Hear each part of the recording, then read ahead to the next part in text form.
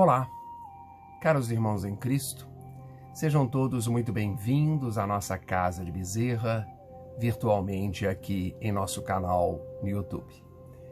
Mais uma vez, aqui estamos para falar, sentir, refletir e nos harmonizar com o Evangelho de Jesus à luz da doutrina espírita.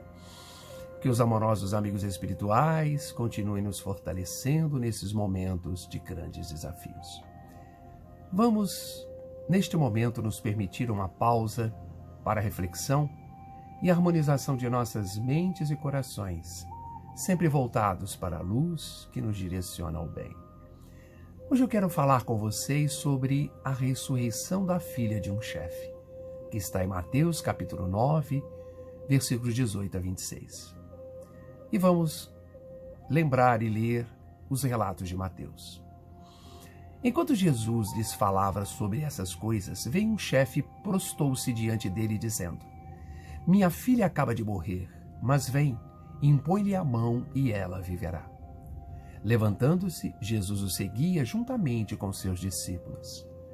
Jesus, ao entrar na casa do chefe, vendo os flautistas e a multidão em alvoroço, disse: Retirai-vos todos daqui, porque a menina não morreu, dorme.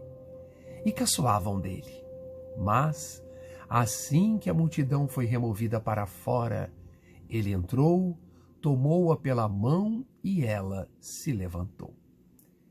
A notícia do que aconteceu espalhou-se por toda aquela região. Sabemos, irmãos, que a palavra ressurreição equivale ao vocábulo ressuscitação. Ambos são usualmente entendidos no sentido de alguém que supostamente morto retorna à vida. Jesus ressuscitou também o filho da viúva de Naim, de Lázaro. Acontecimentos que merecem muitos comentários, como por exemplo do mestre Allan Kardec, lá no livro A Gênese. Vamos ler?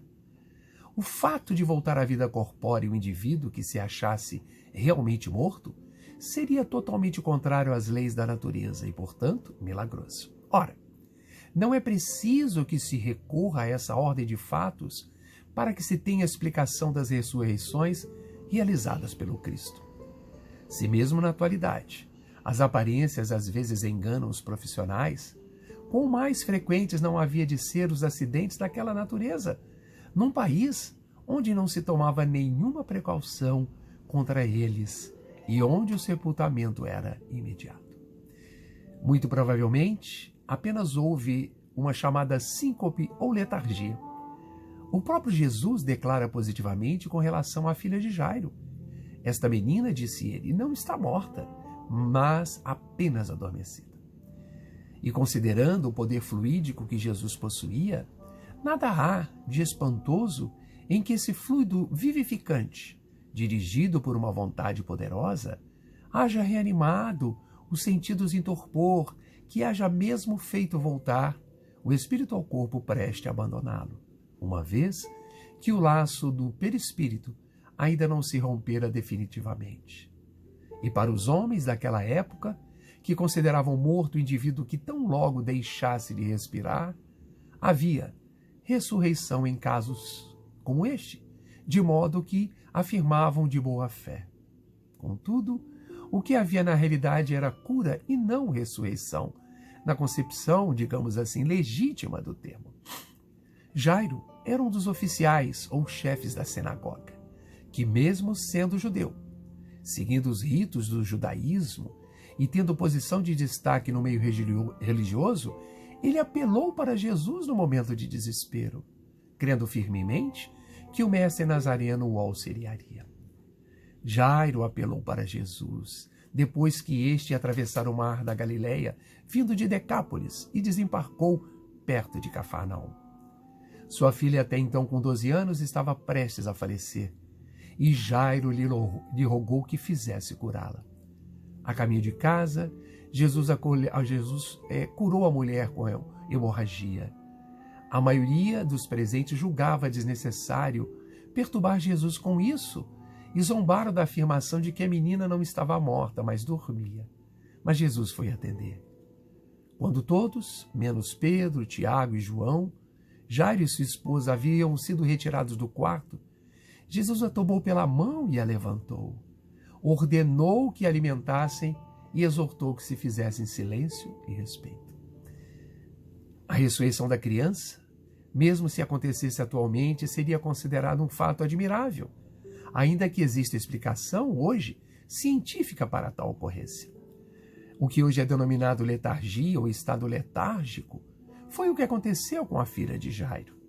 E essa letargia, vale lembrar, é um estado de profunda e prolongada inconsciência, semelhante, digamos, a um sono profundo, do qual a pessoa pode ser despertada, mas ao qual retorna logo a seguir. Efetivamente, a menina não estava morta, mas encontrava-se num estado de profunda alteração de consciência, tal como aconteceu com a média Ivone Pereira, conforme relatos no livro Recordações da Mediunidade, desde a sua mais remota infância. Segundo o relato da própria médium, a primeira letargia ocorrera quando ela contava apenas um mês de vida, quando ela nos disse: durante 6 horas consecutivas, permaneci com rigidez cadavérica, o corpo arroxeado, a fisionomia abatida, os olhos aprofundados, o nariz afilado, a boca cerrada e o queixo endurecido, sem respiração e sem pulso. Irmãos, ao final da história, sabemos que ele foi promissor.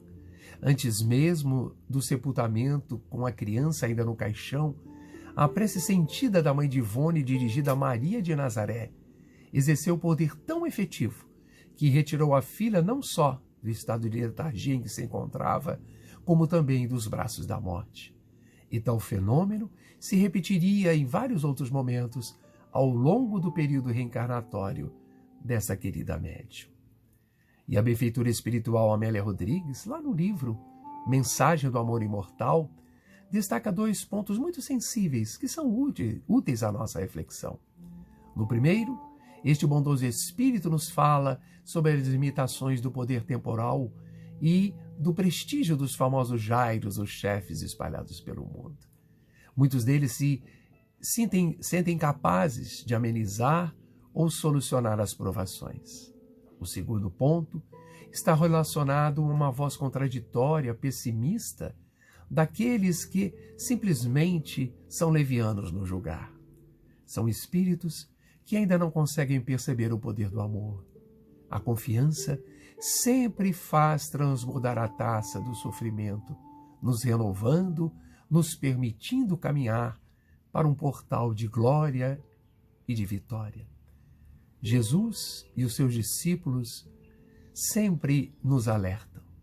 Chegando à casa da filha de Jairo, encontramos as dificuldades.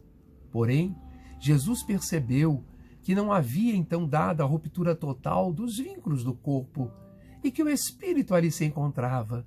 E Jesus asseverou, vamos lembrar: retirai-vos, porque a menina não está morta, dorme. Diante do inusitado, os céticos habituais puseram-se a rir, zombando, porque acreditavam na morte da criança. Mas esses que ali estavam limitados às percepções sensoriais, não podiam ir além de uma análise incompleta. E novamente o espírito Amélia Rodrigues complementa com sabedoria. Faz-se necessário, porém, enfatizar que a mensagem da ressurreição da filha de Jairo, tema que deve ser refletido e sentido com mais profundidade, consoante a mensagem que carrega. Talita cumi, menina, levanta-te e anda. Erguendo-se do leito, inundada de vida, a menina foi retirada dali enquanto ele propunha: dei-lhe de comer. E saiu como um raio de sol que acabara de inundar de luz as trevas existentes. Caros irmãos, esse episódio envolvendo a menina que dormia é portador de grande significado para todos nós, especialmente aqueles que ainda estão no sono da indiferença ou da ignorância em torno da nossa realidade existencial. Existem aqueles que sentem prazer na paralisação, diante da irresponsabilidade, aqueles que optam por dormir diante do esforço da renovação moral. Quantos dormem há muitos milênios, e quando se lhes fala sobre a finalidade do despertar, desculpam-se, rebelam-se, agridem e não cedem um passo para o progresso. Mas estes, enfim, despertarão um dia, queiram ou não. É inevitável, pois o fenômeno do crescimento interior na direção de Deus, ele vai se operar em algum momento. Quantos que não acreditam na sua própria capacidade? Mas lembremos de Jesus, que alerta a filha de Jairo. E por que não dizer alerta a todos nós? Desperta e anda. Somos criados para caminhar, para evoluir, para nos fortalecer. Jamais ficarmos em sono profundo, jamais ficarmos acomodados, não desempenhando o nosso papel de agentes renovadores da humanidade. Assim, amigos, essas são as nossas reflexões para o dia de hoje. Se você gostou dessa mensagem de Jesus e acredita que ela fará sentido para alguém, por favor, faça chegar esta mensagem a mais pessoas, compartilhe, deixe os seus comentários e que possamos estar juntos no nosso próximo encontro, no qual falaremos de Jesus, do Evangelho de Jesus, à luz da doutrina espírita. Um abraço fraterno em todos, fiquem bem e continuem se cuidando.